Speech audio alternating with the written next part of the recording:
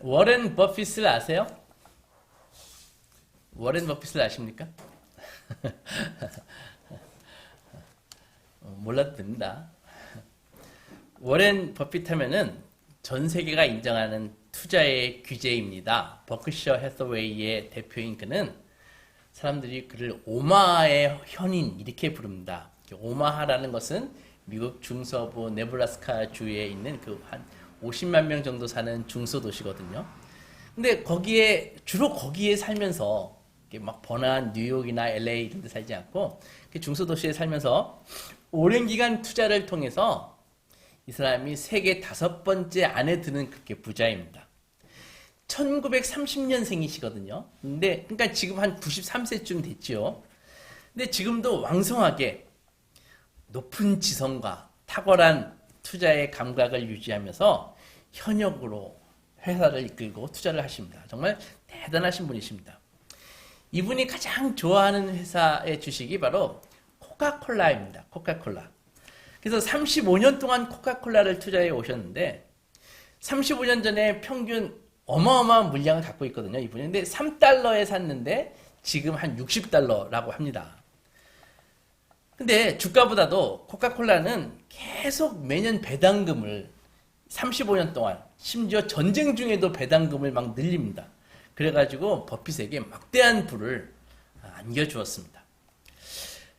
그분이 저에게 흥미를 준 것은 그분이 엄청난 부자라는 사실도 아니고 그분의 그 탁월한 투자 철학의 그런 명언들 때문도 아닙니다.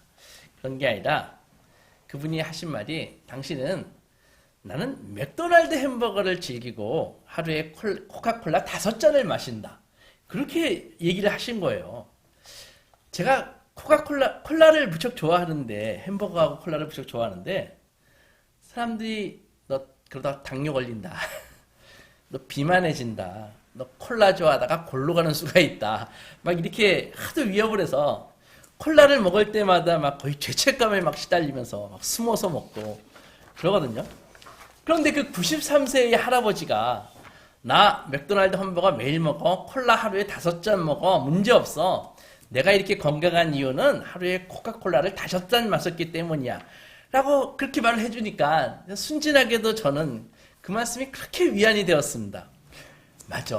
우리 워렌 버핏 같은 현인도 햄버거와 콜라를 그렇게 즐기면서 저렇게 성공적인 삶을 사는데 나도 문제 없을 거야 하면서 그런 생각을 하고 있습니다. 그런데 워렌 버핏의 자기는 하루에 콜라 5잔을 먹는다, 마신다. 그 말보다 더 충격을 준 말을 한 사람이 있는데 그분이 바로 코카콜라의 전 회장인 로버트 우드러프라는 분입니다. 그가 막 제가 이제 코카콜라 회장이니까 코카콜라를 막 홍보하면서 이런 말을 해요. 내 혈관 속에는 혈액이 흐르지 않는다. 내 혈관 속에는 코카콜라가 흐른다. 이런 말을 하는 거예요. 듣자마자 섬뜩하기도 하고, 야, 정말 그분은 코카콜라에 대한 자부심과 믿음이 정말 대단하다. 그렇게 느꼈습니다. 여러분의 혈관 속에는 무엇이 흐르나요? 당연히 피가 흐르죠. 하지만 그분이 내 혈관 속에는 코카콜라가 흐른다라는 이 회장님의 말을 들으면 야, 그분이 얼마나 코카콜라에 대해서 진심이면 저런 말을 할까 그런 생각을 했습니다. 우리 성도는 성경을 읽어야 되지 않습니까? 성경은 하나님의 말씀이고 우리에게 영생을 주는 말씀이기에 성경을 열심히 읽어야 됩니다. 그런데 문제는 이 성경이 그렇게 재미있는 책이 아니라는 거예요. 또한 어렵습니다. 이해하기도. 그래서 가장 좀 거시기한 것은 성경을 진짜 제대로 읽으면 우리의 정서와 이성에 충돌하는 그런 말씀이 한두 개가 아니라는 것입니다. 그래서 성경을 막 읽다 보면은 어렵기도 하고 이 머리가 멍해지고 마치 의무방어전처럼 읽어야 되니까 읽는 것처럼 별 생각 없이 읽게 됩니다. 그러다가 조금 읽다가 보면은 스마트폰으로 슬쩍 눈이 가서 뭐 뉴스를 검색해 본다든지 아니면 유튜브에 뭐 재밌는 영상 없나? 이렇게 어느 순간에 손이 자꾸 거기로 가기로 일쑤입니다. 우리를 지루하게 만드는 것은 성경의 내용도 한 몫을 하는데 레위기 같은 걸 한번 읽어보면 우리와 전혀 관계도 없어 보이는 그런 제사법이 나오고 제사장과 성막에 막 치수와 재질, 규격 이런 것이 나오면 정말 웬만한 사람들은 웬만한 인내심이 아니면 읽기 어렵습니다. 그래도 꾹 참고 한번 읽어보면 그 내용이 어떤 것은 먹어도 되고 어떤 것은 먹지 말아야 되고 또 내용도 강간에 대한 얘기, 근친상간, 문제가정, 잔인한 전쟁, 거짓말, 기도해도 응답 없는 거 막 이런 것들이 막 어두운 내용이 그 내용을 읽을 때면 마음이 밝아지기는커녕 막 어두워집니다. 부모의 죄로 인해 자식들이 죽기도 하고 권력자가 한 집단 전체를 막 학대하고 노예로 부리기도 하고 약하고 무고한 사람들이 고통을 받고 남들에게 상처를 주는 못된 자들이 막 번영하는 이야기가 나옵니다. 법궤를 운반하다가 수레에서 떨어질 것 같아서 잠깐 잡았는데 그것이 뭐 이렇게 큰 죄가 된다고 바로 그 젊은 제사장이 즉사했습니다. 베레스 우사. 성경에서 이런 내용이 막 끝이 없이 나옵니다. 이런 것을 읽고 있으면 성경이 영감을 주는 책이 아니라 이거 마치 막장 드라마의 소재를 제공하는 책 아니야? 이런 생각이 들 때도 있습니다. 도둑질하지 말라, 간음하지 말라, 당연하죠. 이 법을 존중해야 됩니다. 여러분 그렇다고 여러분은 이런 글을 읽으면은 정말 시편 기자의 표현처럼 꿀과 송이꿀처럼 더 답니까? 더욱이 예수님은 확실하게 우리의 길을 확 죽이시는 완전 쐐기를 박으시는데 너희가 살인하지 말라는 말을 들었으나 형제에 대해서 멍청한 놈이라고 라가라고 한 사람들은 다 살인한 자다 지옥불에 들어가리라. 간음하지 말라는 말을 들었으나 음욕을 품고 여자를 보는 자마다 마음에 이미 간음하였느니라. 손이 범죄하였느냐 차라리 도끼로 찍어버려라. 그 편이 지옥 가는 것보다 낫지 않겠는가. 어떻습니까? 여러분들은 이런 말씀이 송이꿀처럼 더 달게 느껴지십니까? 막 공포가 느껴지지 않나요? 우리의 마음 막 송곳으로 팍 찌르는 것 같은 그런 아픔을 느끼지 않습니까? 성경에는 기쁨과 영감과 위로를 얻을 수 있는 부분도 많이 있지만 우리를 혼란스럽게 하는 부분도 많이 있습니다.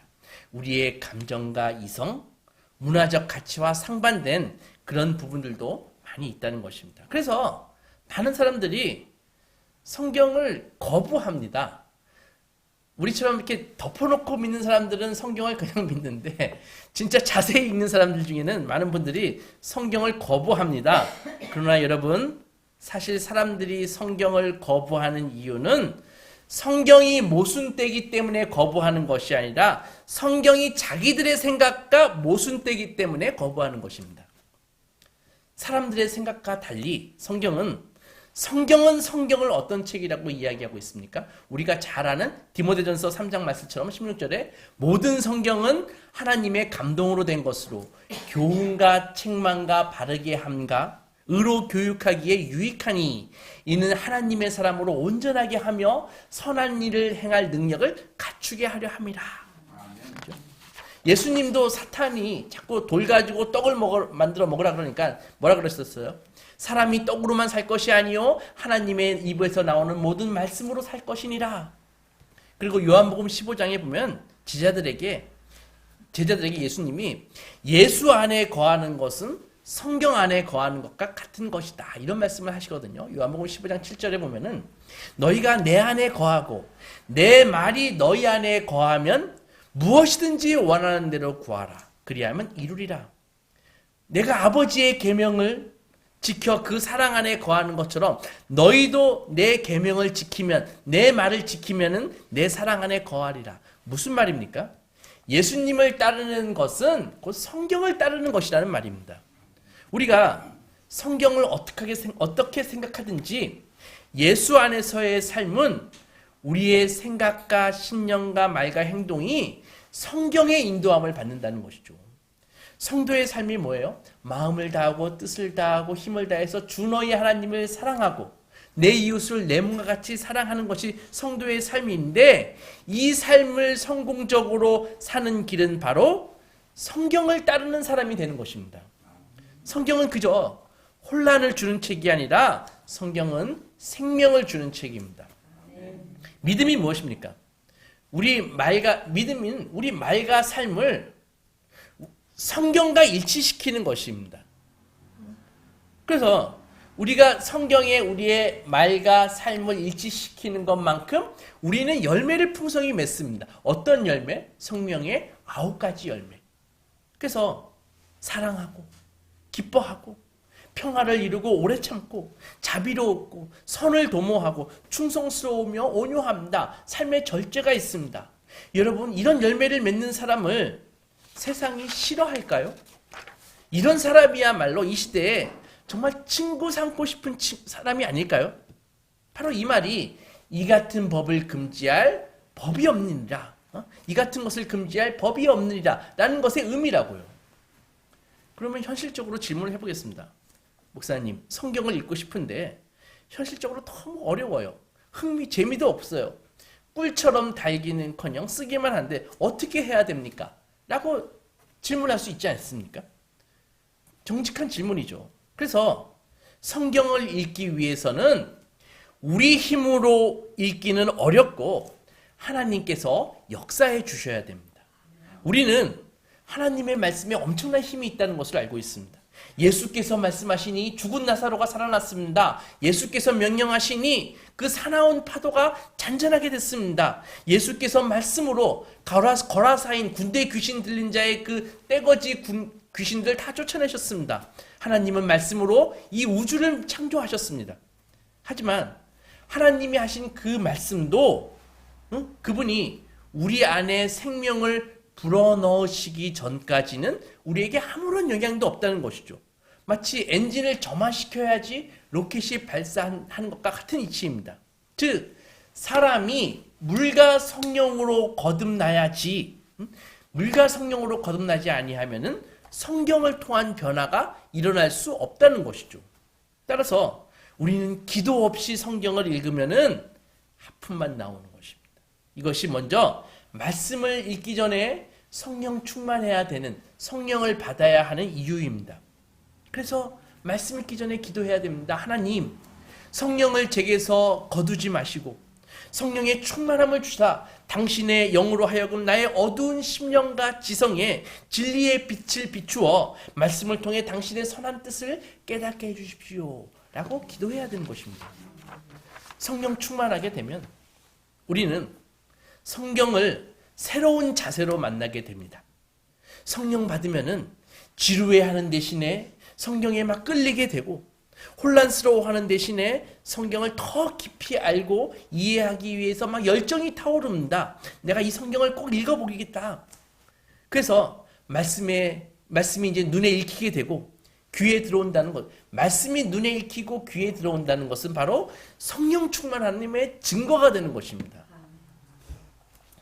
에스겔서 36장 26절을 보면 또 새 영을 너희 속에 두고 새 마음을 너희에게 주되 너희 육신에서 굳은 마음을 제거하고 부드러운 마음을 줄 것이며 또 내 영을 너희 속에 두어 너희로 내 율례를 행하게 하리니 너희가 내 규례를 지켜 행할지라.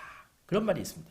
그래서 하나님께서 주시는 새로운 영은 우리의 딱딱한 마음, 보통 사람은 다 마음이 딱딱합니다. 딱딱한 마음을 제거하고 부드러운 마음을 주셔서 새로워진 심령이 하나님의 말씀을 알고 듣고 행하게 된다는 것입니다. 그래서 말씀을 만나기 위해서는 반드시 성령님의 역사가 필요한 것입니다. 예수께서 갈보리 십자가 위에서 우리를 구속하시기 위해서 죽으시고 부활하셨습니다.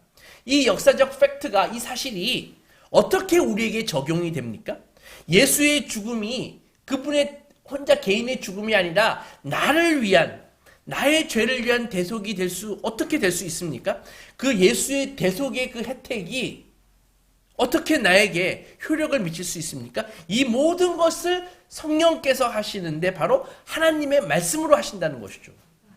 성령께서 우리 안에 내주하셔서 말씀에 일치된 경험을 우리에게서 만드십니다.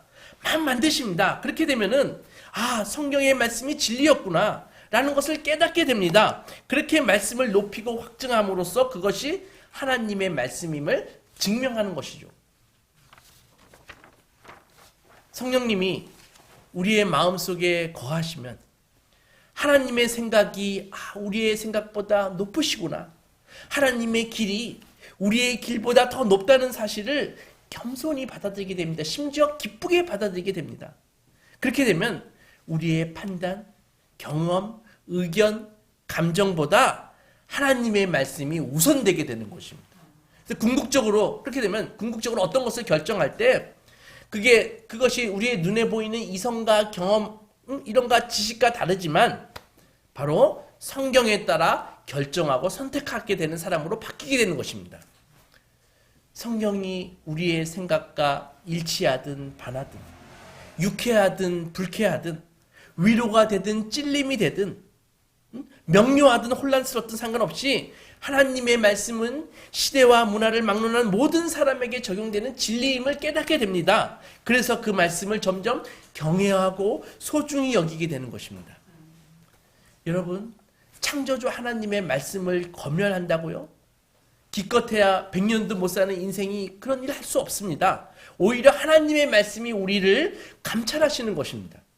하나님의 통찰과 지혜가 담겨있는 말씀을 수정하는 것은 우리의 몫이 아닙니다. 오히려 하나님의 통찰에 따라 자신을 교정하는 인생이 참된 복되고 지혜 있는 사람입니다. 하나님의 말씀이 우리의 감정과 느낌에 거슬린다고요? 이성에 맞지 않는다고요? 하나님의 법을 우리의 지각에 맞춥니까? 있을 수 없는 것입니다. 오히려 하나님의 법에 따라 우리 자신을 정렬시켜야 되는 것입니다. 우리에게는 하나님의 말씀을 개선할 능력이 없습니다. 오히려 하나님의 말씀이 우리를 개선하고 고치는 것입니다. 성령 하나님께서 우리 마음에 이런 것에 대한 확신을 주시면 우리는 항상 그리스도와 성경을 따르는 사람이 되는 것입니다. 점차 성경이 우리에게 유일하게 오류가 없는 믿음과 행실의 규칙과 규범으로 자리 잡게 되는 것입니다. 하나님은 그러면 우리에게 성경을 주신 이유가 무엇일까요? 성경은 예수님을 구주로 믿는 자들에게 예수님을 믿고 따를 수 있는 그분처럼 되기 위한 지도와 같습니다. 성경은 형통함으로 가는 길, 창조주 하나님께 의도하신 삶으로 가는 길을 우리에게 보여줍니다. 성경은 인간의 지혜와 본능이 아니라 우리의 삶을 위한 하나님의 계시된 뜻과 목적을 알려줍니다. 그래서 우리의 궁극적인 목적인 하나님을 온전히 사랑하고 이웃을 깊이 사랑할 수 있는 일을 추구할 수 있게 해주는 것입니다. 따라서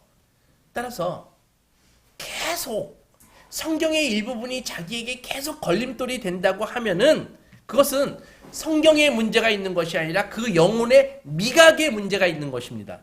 하나님의 말씀에 문제가 있는 것이 아니라 이사야의 말씀처럼 인생이 자꾸 악을 선하다 하고 선을 악하다 하는 그런 우리의 거듭나지 못한 본성에 문제가 있기 때문입니다. 톤이 좀 세지요. 하지만 인간은 전적으로 타락한 존재이기에 하나님의 조명하심이 없으면 절대로 진리를 알 수도 없고 추구할 수도 없고 추구하려도 하지 않는 존재임을 믿는 것이 우리 장로교 신앙의 신앙입니다. 가르침입니다. 하지만 우리 영혼의 그 미각이 하나님의 말씀과 다 일치하게 되면은 우리 영혼의 미각이 그리스도의 보혈로 깨끗해지면은 여기 오염됐거든요. 이 진리에 대한 우리의 미각이 그리스도의 보혈로 깨끗해지면은 이제는 성경이 지루하거나 어렵거나 혼란스러운 그런 부분까지도 달콤하게 변한다는 것입니다.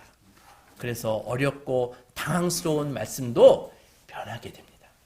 오늘 본문 에스겔서 2장에 보면 하나님이 환상 중에 아주 특이한 명령을 에스겔 선지자에게 내립니다.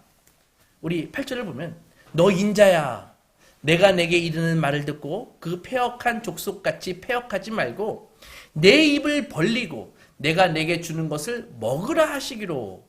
9절 내가 보니 보라 한 손이 나를 향하여 펴지고 보라 그 안에 두루마리 책이 있더라. 10절 그가 그것을 내 앞에 펴시니 그 안팎에 글이 있는데 그 위에 애가와 애곡과 재앙의 말이 기록되었더라. 하나님이요, 에스겔에게 두루마리 책을 하나 주셨습니다.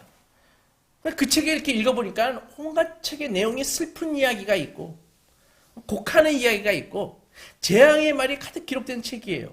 그런데 당황스럽게도 하나님이 그 책을 에스겔 선지자 보고 먹으라고 하시는 거예요. 음식도 아닌데 책을 먹으라고 하시는 거예요. 근데 에스겔이 그 명령을 순종합니다. 그래서 3장 3절 보면 내게 이르시되 인자야 내가 내게 주는 이 두루마리를 내 배에 넣으며 네 창자에 채워라 하시기에 내가 먹으니 그것이 내 입에서 달기가 꿀 같더라. 성경에 의해 형성되고 성령 충만한 그 에스겔의 미각에는 성경의 그 까다로운 부분들도 꿀처럼 달게 느껴졌습니다. 하나님이 에스겔에게 새로운 마음을 주시고 무감각한 그의 영적인 뼈에 새로운 삶을 입히셨습니다. 그러자 에스겔은 이제 진실을 볼 수 있게 되었습니다. 눈 가리개가 벗겨지자 하나님의 말씀, 즉 심지어 애가와 애곡과 재앙의 말씀까지도 이해가 될 뿐 아니라 그 말씀조차 귀에 즐거워졌습니다. 이해되십니까? 신앙은 어떤 이론이 아닙니다. 신앙은 사랑하는 것입니다. 사랑에 빠진 사람은 알고 있습니다. 사랑이란 상대의 일부가 아니라 전부를 다 받아들이는 것이 사랑입니다. 진정한 사랑은 좋은 날이나 굳은 날이나 즐거우나 슬프나 건강하거나 아픈거나 상관없이 살아있는 동안 검은 머리가 팥뿌리가 되도록 서로에게 늘 헌신하는 것이 사랑입니다.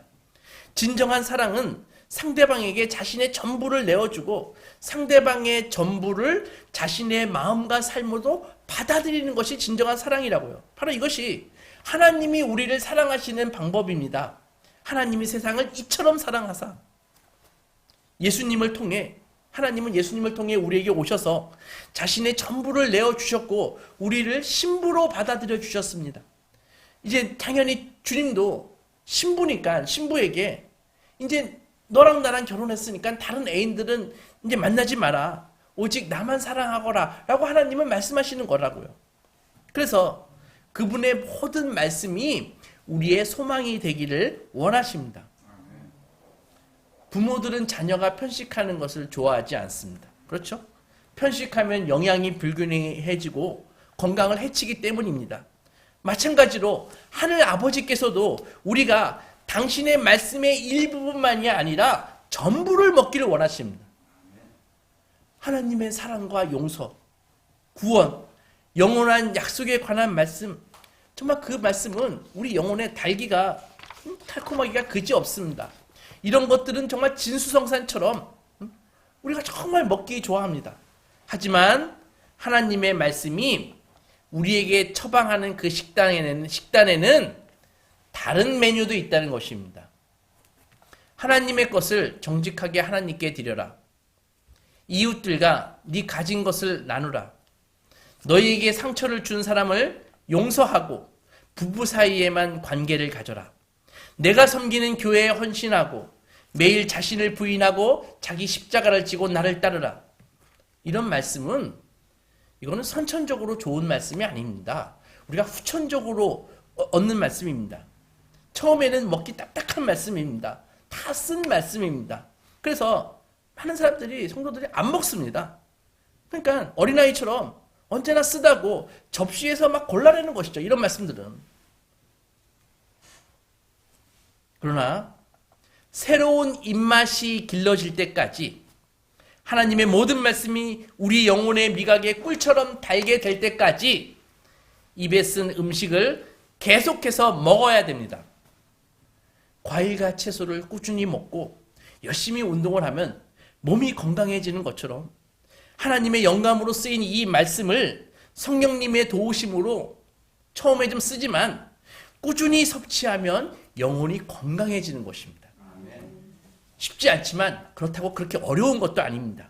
누가복음 11장에서 13절에 예수께서 이렇게 말씀하셨습니다. 너희가 악할지라도 좋은 것을 자식에게 줄 줄 알거든 하물며 하늘 아버지께서 구하는 자에게 성령을 주시지 않겠느냐.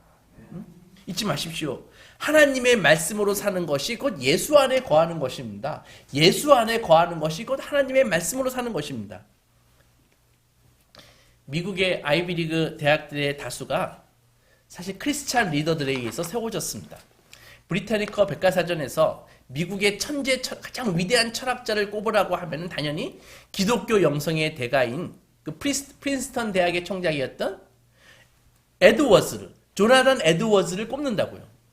근데 그분의 별명이 포크로 찌르면 피가 아니라 성경이 흘러나올 사람. 그것이 별명입니다. 길지요? 포크로 찌르면은 피가 아니라 성경이 흘러나올 사람.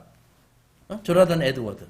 그래서 역사상 가장 위대한 지성이었을 뿐 아니라 정말 그분의 열정과 기쁨이 주체할 수 없는 그런 사람이었습니다. 항상 기뻐요. 항상 뜨겁게 열정적인 사람입니다. 그 사람이. 그는 하나님의 성경과 진리의 아름다움에 깊이 매료되어서 일생 성경으로 충만해서 많은 저서들을 남겼습니다. 내용은 좀 어렵습니다. 한 번은 에드워즈가 숲에서 신비한 경험을 했는데 그가 숲속으로 말을 타고 들어갔습니다. 근데 한적한 곳에서 여느 때처럼 내려놓고 내가 이 숲속에서 경건과 사색과 기도를 위해서 막 거닐었다고요. 그때 특별한 것을 보았습니다. 하나님의 영광, 그분의 놀랍고 충만하고 순수한 은혜와 사랑, 온유, 겸손을 보았습니다. 사실 이런 것들은 추상적인 것입니다. 눈에 보이지 않는 것들인데 얼마나 강렬하면 마치 눈에 보이는 것처럼 보였다고 그렇게 적혀 있습니다. 너무도 고요하고 이 달콤한 은혜에 하늘보다도 더 위대하게 그리스도가 정말 말할 수 없이 예수님이 위대하게 보였습니다. 거의 자기의 모든 생각과 관념을 예수께서 꽉 사로잡고 거의 1시간 동안 자기는 펑펑 울면서 흐느꼈고 달리 표현할 길이 없는 그 영혼의 열정이 막 자기 속에서 나오는데 땅 위에 쓰러져 가지고 자기의 몸과 마음이 그리스도로 가득 찬 것 같은 경험을 했습니다. 거룩하고 순수한 사랑으로 그분을 막 사랑하게 되었고 그분만을 위해 살기로 결정이 되었습니다. 하늘의 정결함으로 완벽히 성화되어 정말 순수해지고 싶었다. 그렇게 적혀 있습니다. 에드워드의 이 경험은 바로 우리가 찬송가에서 부르는 세상과 나는 간 곳 없고 구속한 주만 보이도다. 바로 그런 체험이었습니다. 그 이후로도 에드워드는 몇 번이나 똑같은 체험을 했다고 합니다. 성령 충만으로 인해 가슴이 터질 것과 같은 기쁨, 그런 경험을 했는데 에드워즈의 경우처럼 그런 경험은 언제나 성경적인 진리에서 비롯되는 것입니다. 사랑하는 소망교회 성도 여러분, 정말 부럽지 않습니까? 포크로 찌르면 피가 아니라 성경이 흘러나오는 것 같은 사람, 혈관에 피가 아니라 진리의 말씀이 흐르는 사람, 하나님의 속성, 하나님의 세상, 하나님의 은혜와 구속, 자유와 진리, 이런 것들은 성경을 읽을 때 우리 마음에서 새롭게 샘솟는 것들입니다. 성령님이 언제 어떻게 우리를 뒤덮고 역사하실지 모릅니다. 왜냐하면 성령님은 바람과 같으신 분이시기 때문입니다. 그분의 신비로운 역사를 우리가 예측할 수는 없습니다. 그러나 성령님의 역사는 언제나 예외 없이 하나님의 말씀을 통하여 일어난다는 것입니다. 왜 그렇습니까? 성령님은 바로 말씀 대신 예수 그리스도의 영이시기 때문입니다. 에베소서 6장에 보면 17절에 구원의 투구와 성령의 검, 곧 하나님의 말씀을 가지라. 성령의 검, 곧 하나님의 말씀을 가지라. 이렇게 말씀하거든요. 그러니까 성경은 스스로 성령의 검이라고 그렇게 이야기합니다. 여러분의 영혼을 지키시고 원수 사탄의 그 심장을 찌를 검이 바로 하나님의 말씀인 성경인 것입니다. 베드로가 겟세마네 동산에서 예수님 보호하겠다고 칼을 뽑고 대제사장의 그 말고의 귀를 잘라버렸지 않습니까? 예수께서 막 책망하셨죠. 예수께서는 철로 된 검이 아니라 성령의 검을 가지라고 하시는 것입니다. 정말로 우리는 지금 어려운 시대를 살고 있습니다. 사단은 이 시대의 뒤에서 시대의 생각과 사조를 조정해가지고 사회의 분위기를 조정해서 이 기독교 신앙과 성도를 넘어뜨리기 위해서 지금도 꾸준히 도전하고 있습니다. 이때 우리 성도는 당연히 무장해야 되는데 어떻게 무장해요? 바로 주님께서는 성령의 검으로 무장하라고 말씀하셨습니다. 아무쪼록 성령의 충만을 구하시고 말씀의 사람이 되셔서 원수가 두려워하는 강력한 말씀의 검으로 무장하셔서 이 악한 시대에 지지 말고, 이 시대에 지지 말고 진리의 말씀으로 승리하시는 소망의 자녀들이 되시기 주님의 이름으로 축원합니다. 아멘. 기도하고